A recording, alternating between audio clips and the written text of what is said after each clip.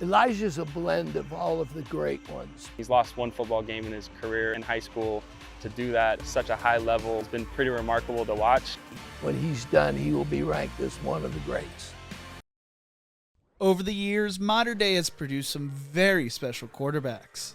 From Matt Leinart to Bryce Young, they have become an NFL factory when it comes to producing quarterbacks. Stanford is hoping they struck gold with their Mater Dei quarterback in Elijah Brown, who will look to help Troy Taylor rebuild a struggling Cardinal program. Elijah Brown is not just a blue-chip quarterback recruit, he is a program-changing player that could help Stanford return to the national spotlight. This is the story of Elijah Brown. This is the story of Stanford's next Andrew Luck. But before we get into this, if you enjoy college football content like this, make sure to leave a like and subscribe. I plan to release multiple videos a week this season. Also, let me know who your favorite quarterback recruit is for the 2024 recruiting cycle in the comments section below. Elijah Brown currently plays at Southern California powerhouse Mater Dei High School, where he saw his first game action during the 2021 spring season. From a young age, Brown was always humble, positive, and reserved. He tried to stay out of the limelight, but always had a strong mind when it came to playing football. Some even wondered whether he actually cared sometimes because of how calm, cool, and collected he always was.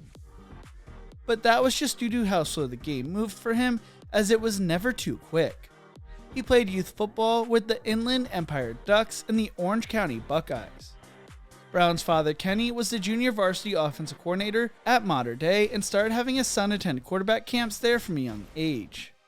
He had been around the Mater Dei program since he was in 5th grade and always attended their quarterback clinics. He even shadowed Bryce Young when he was in 8th grade.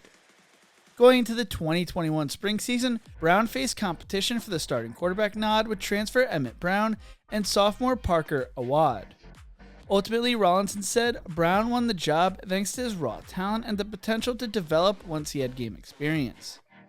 Head coach Bruce Rollinson told the LA Times the kid kept coming on and coming on. He weathered the storm with some really good competition. The team, they have confidence in him, and that was part of the decision. You could just feel a little bit more energy and positivity when his reps were up. He finished a shortened season throwing for 973 yards, 15 touchdowns, and only 1 interception, while also rushing for a touchdown on the ground. He led Mater Dei to a 5-0 record and showed he could be a special talent in the future. As a sophomore, he threw for 2,581 yards, 30 touchdowns, and only 6 interceptions, while also rushing for 2 more touchdowns on the ground. He led Mater Dei to a 12-0 record and to the CIF Southern Section Division Championship. As a junior last year, Brown threw for 2,785 yards and 31 touchdowns with only 4 interceptions. He added another 4 touchdowns on the ground and led Mater Dei to a 12-1 record.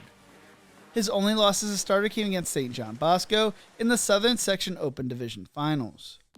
During the offseason, Brown was asked how he could improve and what he learned from the Bosco loss, telling the LA Times, "Probably could have audibled a lot more times than I did. Kinda just let the calls come in. Sometimes I need to take it into my own hands." Going into the senior season, Brown shouldered a lot of pressure with the coaching change and now being a veteran presence in the locker room. Legendary head coach Bruce Rollinson retired after seasons marred by allegation of hazing among other issues. Frank McManus took over as head coach for Rollinson. McManus was a former Mater Dei defensive back. Brown was excited for his new head ball coach and wanted to come out strong for him. Brown started his senior season off with a bang, throwing for a career-high 372 yards and 7 touchdowns in a win over Creekside High School.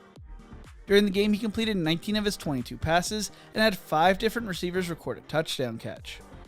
Mater Dei moved to 3-0 with a 62-0 win, and at the time, Brown had thrown for 789 yards and 12 touchdowns with only 2 interceptions on the season.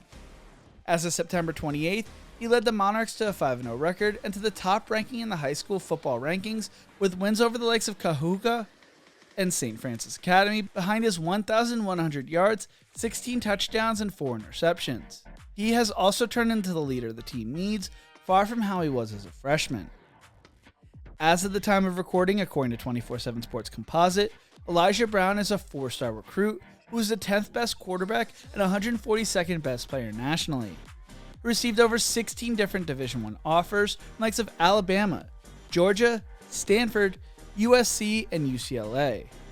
Stanford shocked many when they landed the 4-star recruit, making him the highest quarterback commit since Andrew Luck. Brown is viewed as a program-changing player for Stanford, like Andrew Luck was years ago.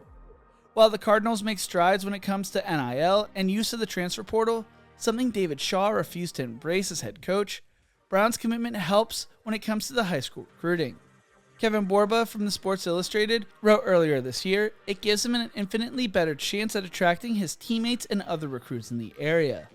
In an era of recruiting that heavily relies on the program's commitment to themselves, doing some recruiting of their own, having someone as respected and popular as Brown could help speed up Stanford's rebuild dramatically. We are witnessing an era of players being very vocal and open to teaming up or being package deals, and it's hard to imagine that at least a handful of players wouldn't do so with Brown. He also goes on to say that Brown is the most important quarterback recruit since Andrew Luck. Elijah Brown is a program-changing player for Stanford, as with the Cardinals going through a major transition from the Pac-12 to ACC, he could be the face of the program they need.